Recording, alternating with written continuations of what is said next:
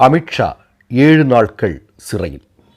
அதாவது அஸ்ஸாமில் பர்பூக்கன் அப்படின்னு சொல்லக்கூடிய ஒரு நபருடைய பேரில் இருக்கக்கூடிய போலீஸ் அகாடமியினுடைய திறப்பு விழாவில் அமித்ஷா கலந்து கொள்கிறார். கலந்து கொண்டு அங்கே பேசுகிறார். என்ன அப்படின்னா, நானும் 7 நாள் சிறையில் இருந்திருக்கிறேன், அதனால் சிறையில் இருக்கக்கூடிய உணவினுடைய ருசி எனக்கு என்னன்னு தெரியும், நான் எதுக்காக சிறையில் இருந்தேன், யார் என்னை சிறையில் அடைத்தார்கள் அப்படின்னு அவர் பேச ஆரம்பிக்கிறார். என்ன சொல்கிறார் அப்படின்னா, இந்திரா காந்தி அம்மையார் அவர்கள் கொண்டு வந்த எமர்ஜென்சியினுடைய காலகட்டத்தில் அவருக்கு எதிராக நாங்கள் போராட்ட களத்தில் நின்றோம், அதில் நான் தீரமுடன் போராடினேன்.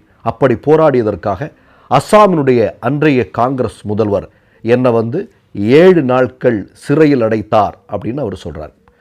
அமித்ஷா, நான் சொன்னால் நீங்கள் கோவிச்சக்கூடாது, ஒரு செய்தியை சொல்கிறேன்.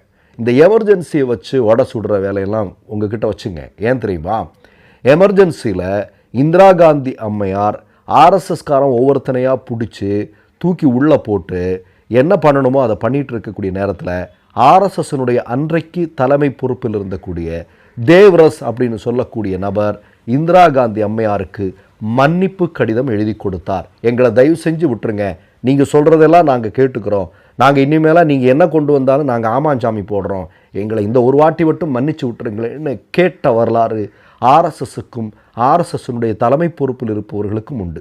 ஆர்எஸ்எஸ் வழியாக வந்த அமித்ஷாவிற்கும் அந்த பொறுப்பு உண்டு. 7 நாள் சிறையில் இருந்ததெல்லாம் ஒன்றும் பெரிய விஷயம் இல்லை அமித்ஷா.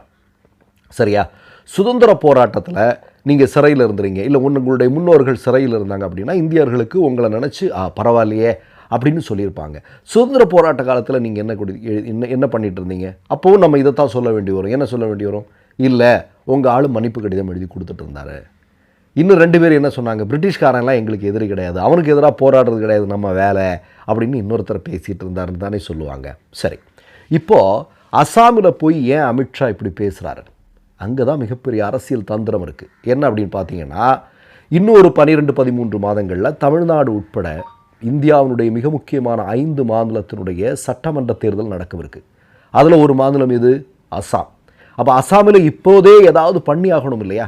ஏன்னா அங்கே ஹிமந்த பிஸ்வ சர்மா அப்படிங்கிற ஒருத்தன் என்ன பண்ணிகிட்டு இருக்கிறான் அப்படிங்கிறது தெரியும் இல்லையா?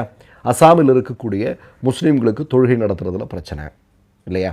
அஸ்ஸாமில் இருக்கக்கூடிய மக்களை எப்படியெல்லாம், அது குறிப்பாக சிறுபான்மை சமூகத்தை மக்களுக்கு எதிராக எந்த அளவிற்கு இந்த ஹேட் அரசியல்னு சொல்லக்கூடிய இந்த பிளவுவாத அரசியல், மதவெறி அரசியல் அங்கே கொண்டு வந்து ஆட்சி நடத்திட்டு இருக்காரு ஹிமந்த பிஸ்வ சர்மா அப்படிங்கிறது தெரியும்.